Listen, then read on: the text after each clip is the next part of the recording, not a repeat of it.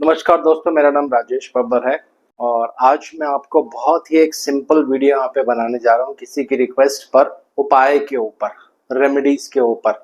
इसमें सारे प्लैनेट्स मैं कवर करूंगा और बहुत सिंपल रेमेडीज मैं आपको बताऊंगा जो हर व्यक्ति आराम से घर पे कर सकता है। ज़्यादा पैसे भी इसमें आपके नहीं लगेंगे और बहुत ही इफेक्टिव रेमेडीज हैं। जब भी मैं कोई कंसल्टेशन करता हूँ तो ये रेमेडीज मैं सबको रिकमेंड करता हूँ। तो वीडियो आरंभ करने से पहले भगवान गणेश जी और भगवान शनिदेव से आराधना करूंगा सबके घर में सुख और शांति बनाए रखें। और एक महत्वपूर्ण जानकारी यहाँ देना चाहता हूँ। जिन लोगों की कुंडलियां पेंडिंग रह गई हैं, जो मैंने नहीं देखी हैं, एक्चुअली में 19 जून को मेरी माता जी का देहांत हो गया था। तो अभी जो भी कुंडलियां मेरे पास पेंडिंग है और 3 या 5 जुलाई के बाद मैं उनको देखूंगा। तो मेरा आग्रह है सबसे, जिन लोगों ने मुझे पे किया हुआ है या जिन लोगों का पेंडिंग है काफ़ी टाइम से, तो उनसे मेरा थोड़ा सा आग्रह है, थोड़ा सा मेरे साथ पेशेंस बनाए रखें। तो आइए वीडियो आरंभ करते हैं। और उपाय, जैसे कि आप स्क्रीन पर देख रहे हैं, उपाय। तो उपाय क्या करने चाहिए आपको, इसके लिए एक अच्छे देवज्ञ से आपको कंसल्ट करना पड़ेगा, जो आपकी पूरी कुंडली एनालाइज करेगा, नवमांश एनालाइज करेगा, उसके बाद आपको एक सिंपल रेमेडीज बताएगा। लेकिन सिंपल तरीके से उदाहरण लेते हैं। सूर्यदेव। सूर्यदेव किन किन चीजों के कारक हैं? सूर्यदेव पिता के कारक हैं, सूर्यदेव गवर्नमेंट के कारक हैं, नेम एंड फेम, पॉलिटिक्स। भगवान शिव ये सूर्यदेव को इंडिकेट करता है। तो अगर आपकी कुंडली में सूर्यदेव पीड़ित है, यानी नीच के हैं, राहु देव के साथ है, किसी तरह से पाप प्रभाव में है, पाप कर्तरी योग में है, शत्रु राशि में है, अगर नवमांश कुंडली में नीच के हैं लेकिन लगन कुंडली में उच्च के हैं, तब भी आपको सूर्यदेव के उपाय अवश्य करने चाहिए।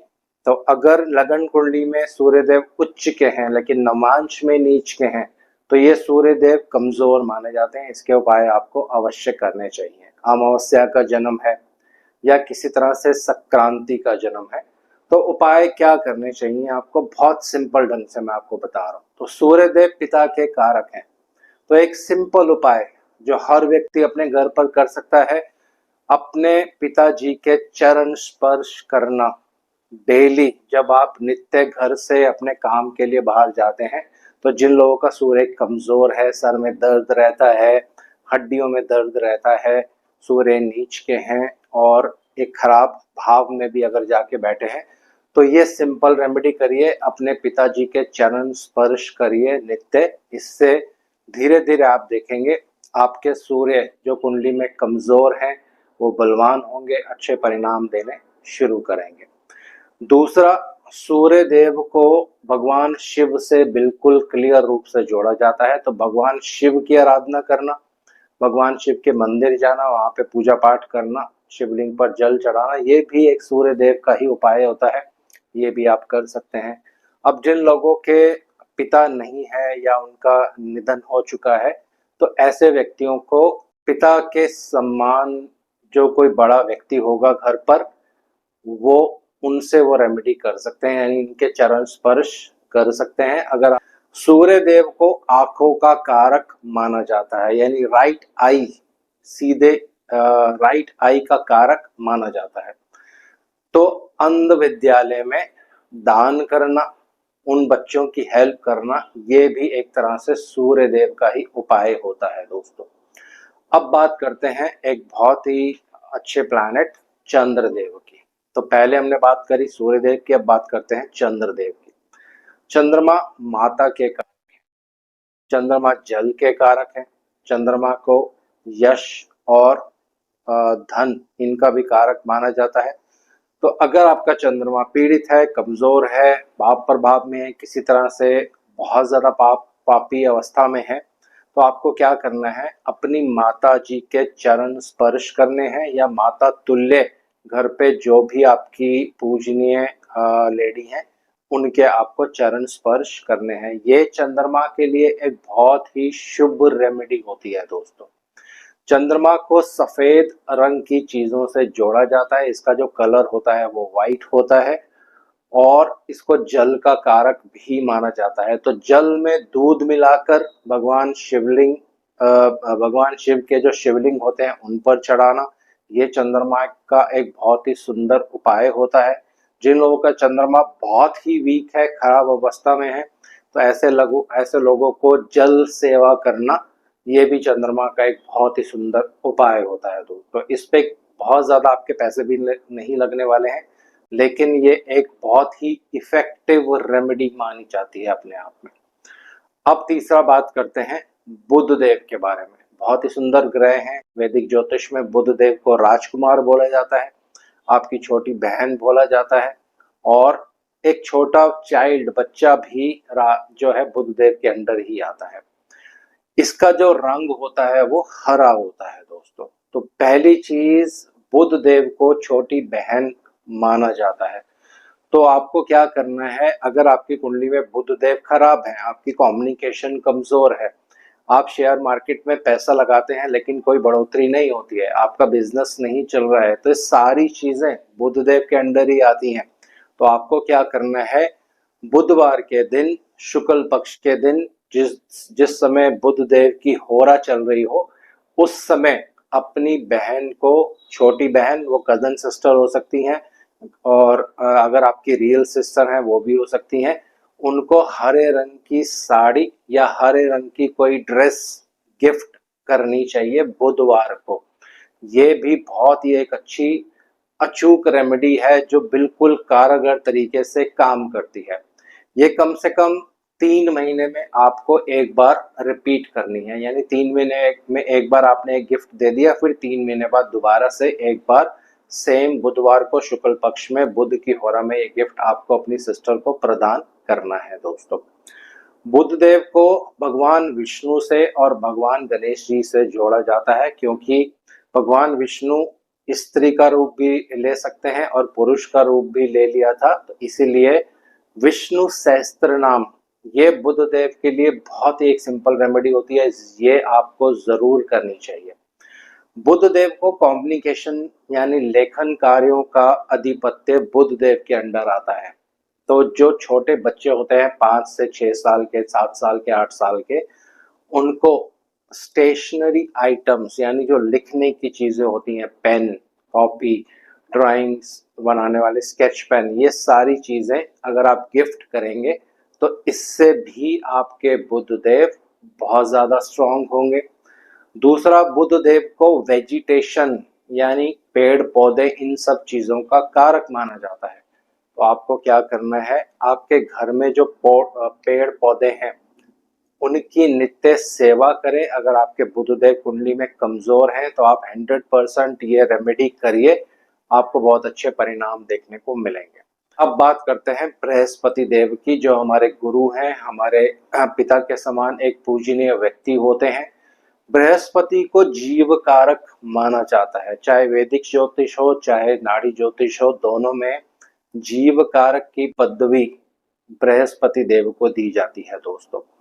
बृहस्पति का रंग पीला होता है, ये आपको नोट कर लेना है। तो किसी भी जीव को यानी किसी भी व्यक्ति को पीले रंग के वस्त्र, पीले रंग की चीजें डोनेट करनी चाहिए। जो खाने पीने की चीजें होती हैं, चने की दाल इसमें आप ले सकते हैं, और जो भी पीले रंग की चीजें होती हैं ये आप किसी जीव को डोनेट कर सकते हैं। मंदिर में जाके पंडित जी को भी आप पीले रंग की जो चीजें होती हैं, चाहे वो खाने पीने की हो या किसी भी तरह की पीले रंग की चीजें, वस्त्र भी उसमें आप ले सकते हैं, ये आप पंडित जी को भी जाकर दे सकते हैं। जिनके बृहस्पति खराब हैं कुंडली में, तो ये अचूक रेमेडी आप करिए नित्य, तो ये अचूक रेमेडी आपके काम आए। दूसरा, बृहस्पति देव पीले रंग की चीजों को इंडिकेट करते हैं, तो केसर जो होता है ये बृहस्पति के लिए एक बहुत ही कारगर उपायों की श्रेणी में आता है। तो नित्य आपको क्या करना है, अपने नहाने के बाल्टी में थोड़ा सा केसर मिला के स्नान करने से भी जो बृहस्पति कुंडली में कमजोर होंगे वो बलवान होना शुरू हो जाएंगे, आपको अच्छे परिणाम देंगे। हालांकि उपाय की श्रेणी बहुत लंबी है, लेकिन मैं आपको यहाँ पे सिंपल एक दो रेमेडीज बता रहा हूँ दोस्तों। अब बात करते हैं शुक्र देव की। बहुत ही एक सुंदर ग्रह माने जाते हैं, सुंदरता के कारक हैं। जितनी भी लग्जरी चीजें होती हैं इनके कारक हैं, व्हीकल्स, गाड़ी, वाहन, इन सब चीजों के कारक हैं। आपकी पत्नी के कारक हैं और आपकी छोटी बहन के भी कारक शुक्र देव ही माने जाते हैं। आपकी जो आंटी, ये भी शुक्र देव से ही देखा जाता है, पैसे को भी शुक्र देव से ही देखा जाता है। तो आपको क्या करना है, शुक्र देव का जो कलर होता है वो टर्कीज होता है, और आपको क्या करना है, इसी तरह के कोई ड्रेस जो टर्कीज कलर की हो अपनी वाइफ को गिफ्ट करना है, अपनी सिस्टर को गिफ्ट करना है शुक्रवार के दिन। शुक्रवार को शुक्रवार के दिन शुक्र देव को ज्वेलरी से भी रिलेट किया जाता है, जो आर्टिफिशियल ज्वेलरी होती है। तो अगर हस्बैंड वाइफ में रिलेशंस अच्छे नहीं हैं तो आपको इस तरह की ज्वेलरी, आर्टिफिशियल ज्वेलरी जिसमें टर्कीज कलर का कोई स्टोन लगा हो, ये आपको अपनी वाइफ को गिफ्ट करना चाहिए। अगर आप अनमैरिड हैं तो ये सेम गिफ्ट आप अपनी यंगर सिस्टर, कजन सिस्टर या अपनी आंटी को भी गिफ्ट कर सकते हैं। इससे कुंडली में शुक्रदेव अत्यंत बलवान होते हैं और आपको बहुत अच्छा परिणाम देंगे। शुक्र देव को दही का भी कारक माना जाता है दोस्तों। तो अगर आपकी कुंडली में शुक्र देव कमजोर है तो आपको दही से स्नान करना चाहिए, और दही डोनेट भी आप कर सकते हैं गरीब लोगों को दोस्तों। अब बात करते हैं शनि देव की। बहुत ही महत्वपूर्ण ग्रह हैं, आपके कर्मों के कारक हैं, प्रोफेशन के कारक हैं, मोक्ष के भी कारक शनि देव हैं। और शनि देव जो होते हैं वैदिक ज्योतिष और नाड़ी ज्योतिष में इनको सर्विस क्लास लोगों से इंडिकेट किया जाता है, यानी जो लोअर कैटेगरी के लोग होते हैं इनको शनि देव से रिलेट किया जाता है। तो आपको बहुत ही सिंपल रेमेडी क्या करनी है, अगर कुंडली में आपके शनि देव कमजोर हैं, वीक हैं, तो अपने घर में काम करने वाले सर्वेंट्स या गली और मोहल्ले में जो सफाई कर्मचारी आते हैं उनको हेल्प करना, या जिन भी चीजों से वो सफाई करते हैं वो सब चीजें उनको डोनेट करने से भी शनिदेव अत्यंत प्रसन्न होते हैं। कोई ऐसी जगह जहाँ पे कूड़े का ढेर लगा हो तो वहां पे उसकी सफाई करवाना, किसी भी माध्यम से आप सफाई करवा सकते हैं, इससे भी शनिदेव कुंडली में बहुत ज्यादा बलवान होते हैं। शनिदेव को मोक्ष का भी कारक माना जाता है, मृत्यु का भी कारक माना जाता है। तो शमशान घाट में अपनी सर्विसेज आप दे सकते हैं, कैश डोनेशंस वहां पे दे सकते हैं। ये भी शनिदेव की बहुत अच्छी रेमेडी होती है। जो लकड़ी वहां पे इस्तेमाल की जाती है जलाने के लिए, ये रेमेडीज आप वहां पे कर सकते हैं, यानी शमशान घाट में आप डोनेशंस दे सकते हैं। अब बात करते हैं मंगल देव की। मंगल देव को यंगर ब्रदर कहते हैं और लड़कियों की कुंडली में हस्बैंड कहते हैं। इनका कलर जो होता है ब्लड रेड होता है, जैसे खून का कलर होता है। तो खून का दान करना, जिन लोगों की हेल्थ वगैरह ठीक है और मेडिकली आप फिट हैं और ब्लड डोनेट कर सकते हैं, अगर आपका मंगल कमजोर है कुंडली में तो आप ये रेमेडी अवश्य करिए। 1 साल में एक ही बार डोनेट करना होता है, इससे ज्यादा डोनेट नहीं करना है। ये बहुत ही मंगल देव की अचूक रेमेडी है दोस्तों। दूसरा, मंगल देव को छोटे भाई का कारक माना जाता है।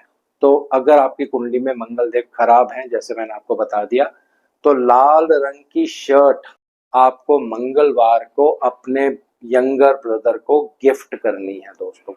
ये प्रोसेस लंबे समय तक आपको करना होगा, ऐसा नहीं कि 2-3 महीने बाद इस प्रोसेस को आप छोड़ दो। एटलीस्ट महीने में एक बार इस प्रोसेस को रिपीट आपको करना ही करना है। मंगलवार के दिन हनुमान जी के मंदिर में जाना, जो उनकी मूर्ति होती है वहां पे 11 बार परिक्रमा करना और साथ साथ हनुमान चालीसा बोलते रहना, ये भी मंगल देव की अचूक रेमेडी मानी जाती है दोस्तों। हालांकि रेमेडीज की लाइन बहुत लंबी है, बहुत विस्तार है, लेकिन फिर भी शॉर्ट तरीके से बता रहा हूं। अब बात करते हैं राहु देव की। तो राहु देव को एक मैजिक का प्लैनेट माना जाता है, जो रूप बदल सकते हैं, आपको गुमराह कर सकते हैं, ये मैजिशियन है। तो आपको क्या करना है, जो मैजिक करते हैं लोग उनकी हेल्प करना, किसी तरह से उनको डोनेशन देना, इससे राहु देव जो है वो प्रसन्न होते हैं।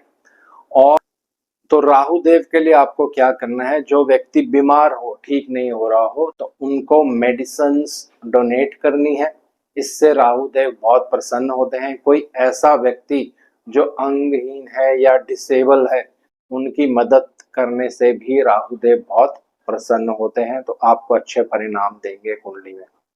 अब बात करते हैं केतु देव की। केतु देव एक बहुत ही मोक्ष वाले प्लैनेट हैं, ये भी मृत्यु के कारक हैं, लेकिन दो पर्टिकुलर चीजें हैं जो केतु देव से रिलेट की जाती हैं, वो है रस्सी और धागा और मेटल स्पेयर पार्ट्स, यानी छोटे छोटे टुकड़े जो होते हैं, ये केतु देव से इंडिकेट किए जाते हैं। तो पहली चीज रस्सी, जहां पे कंस्ट्रक्शन हो रही हो वहां पे रस्सी का दान करना, ये केतु की बहुत अच्छी रेमेडी है।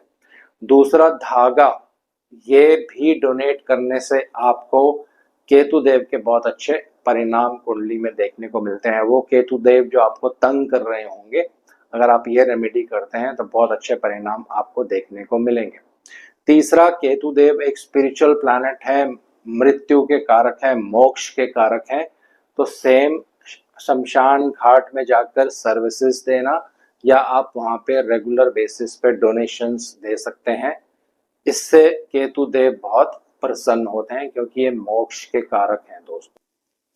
तो मेरे ख्याल से सारे प्लैनेट्स यहाँ पे कवर हो गए हैं। बहुत सिंपल तरीके से मैंने आपको रेमेडीज बताई हैं, और आने वाली क्लासेस में रत्नों के ऊपर यानी स्टोन्स के ऊपर भी मैं आपको कुछ रेमेडीज बताऊंगा कि कौन सा स्टोन आपको पहनना चाहिए। तो आज इस वीडियो को यहीं विराम दे रहा हूँ। आशा करता हूँ सब कुशल मंगल होंगे। भगवान शनिदेव से आराधना करूंगा, सबके घर में सुख और शांति बनाए रखे। जय श्री।